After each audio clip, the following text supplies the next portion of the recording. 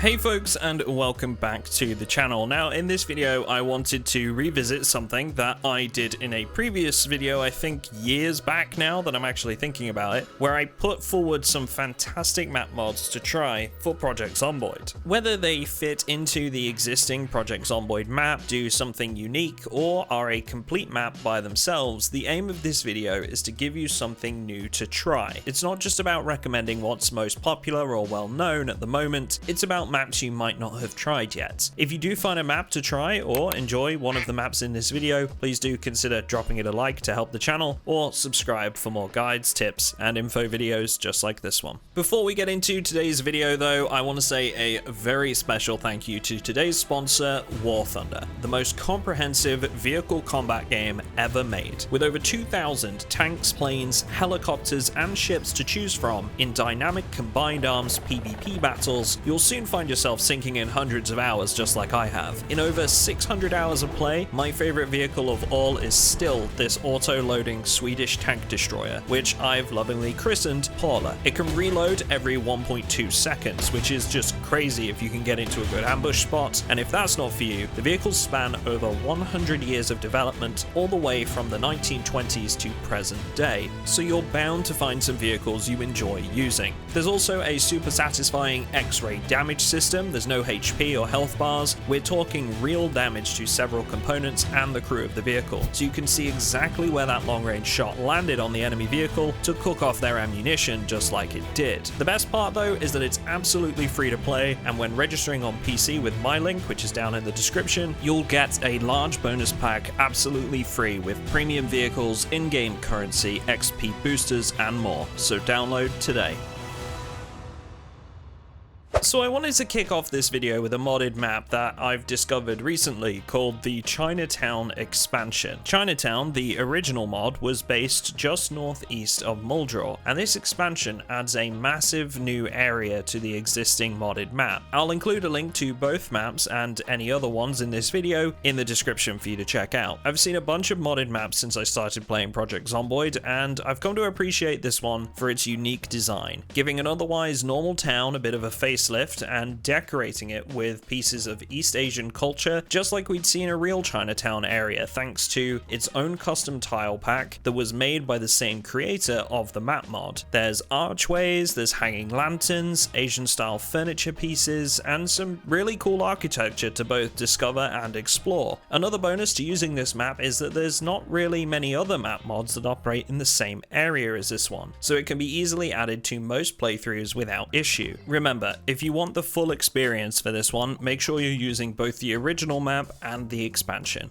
The next one I'm bringing to the table is one that doesn't actually attach to Project Zomboid's vanilla map. It's a standalone map in itself known as Camden County, a fictional area set in a rundown part of rural countryside America. The creator of this map mod recommends running it with barricaded world and the 12-month later settings, and I can see why. The atmosphere perfectly fits an apocalypse that has been ongoing for quite some time now, with an abandoned railway tunnel, low passable rivers, and swamps to complement the battered buildings of the country towns and trailer parks. There's an interesting little twist with this one. The map modder has specifically omitted the ability to use the map to see the current location around you, but it still positions you correctly. So, with the Draw on Map mod, you can actually map out your own movements instead. It's a neat little concept to make for a different style of playthrough, and something I'm looking forward to giving a proper go in my own run with a bit more time dedicated to it. You're essentially exploring a new map without any prior knowledge or a map to guide you. It's a challenge in its own right, even more so if you happen to get one of the more rural spawns that has you trek through some woodland before reaching civilization. Your survival skills will be tested in this one. Speaking of survival skills, my next one is for all of those people that want something different, and it offers a survival challenge fit for anyone trying to put together a wilderness survival playthrough. The Forest, as the map is called, offers you exactly exactly what it says on the tin and a little bit more. The main concept of the map is obviously a densely packed forest area complete with a large central river and several offshooting streams. However, whilst it would have been easy for the creator to stop there, they've gone the extra mile here and actually added some points of interest that fit the atmosphere of the surroundings, such as dilapidated buildings that have fallen to various states of disrepair, both stone and wood in construction, and they can be found in small clusters as well as some slightly more ominous looking statue formations. Rickety bridges are there to help you cross the many rivers around the map, and my point really here is that this is more than just a randomly generated mass of trees that could have easily been copy-pasted into an editor. It feels like more than that and gives you the true feeling of isolation in the wilderness with no help in sight. Okay, so that brings me to a bit of a wild card pick for you in this next one. What makes me say this is it's actually still being developed, but I really do like the look of where it's heading and wanted to highlight it in this video anyway because it's something I've not seen done in Project Zomboid before, and I really want to see this map project continued. This map, named Metro, opens up a labyrinth of subway tunnels for you to experience the zombie apocalypse in. It's dark, it's dingy, and it gives me some serious Metro 2033 vibes. Each station is different in its individual theme. There's maintenance tunnels to explore and even abandoned train cars. It might not be finished, but it is a very, very cool map, and I'd love to see this modder continue his work and hopefully bring it to completion in the future.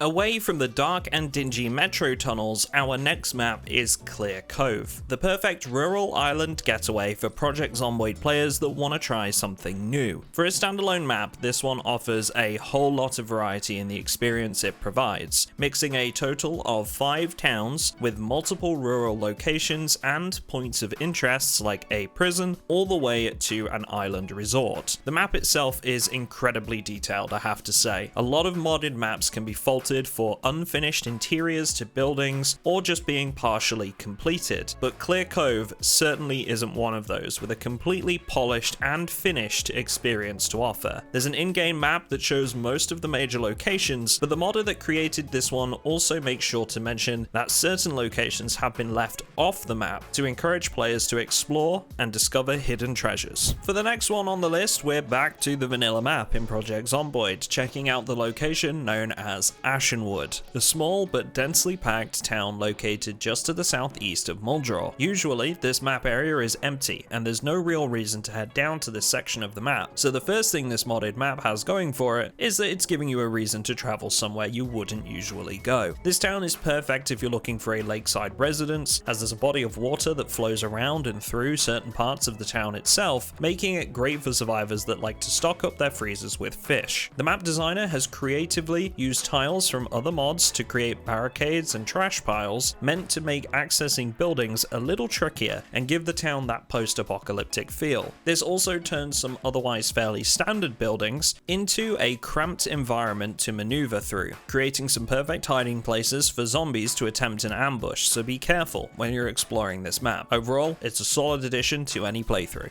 Okay, so those are the maps that I mainly wanted to focus on in this video that I think many people won't be aware of, but since the Project Zomboid workshop is such a massive beast in itself, and I'm aware there's probably a bunch of people that haven't seen my previous video on modded maps, I wanted to make the list on screen for you guys with some honorable mentions. All of these maps are ones I'd consider to be either fairly well known already or ones that I've covered in the past, but that doesn't make them any less of an experience than anything I've chosen to focus on in this video so far. They're all worth checking out for their own reasons, and I've made sure that they're also in the mod collection linked in the description of this video, so you can investigate further at your leisure. If there's any maps that I might have missed in this video, please do feel free to drop something in the comments and let me know. There's a bunch of maps out there, and I'd love to make the comments a place for people to share their favorites so other players can check them out. Once again, a very special thank you to today's sponsor, War Thunder. You can find the link down in the description to download the game for free, as well as benefiting from a large bonus pack containing premium vehicles, currency, XP boosters, and more. And lastly, if you're looking to try some of the maps from this video in a multiplayer setting, or some custom-made maps built specially for us, our 2 Project Zomboid servers run different map mods all the time, and we've got a fantastic community to team up with in your adventures. You can find a link to my Patreon to sign up if you're interested in getting involved. Special thank you to all of my existing patrons. As always, your support is a massive part of what allows me to do what I do and continues to fund the development of our own mods. Thank you so much for watching, folks, and I will see you all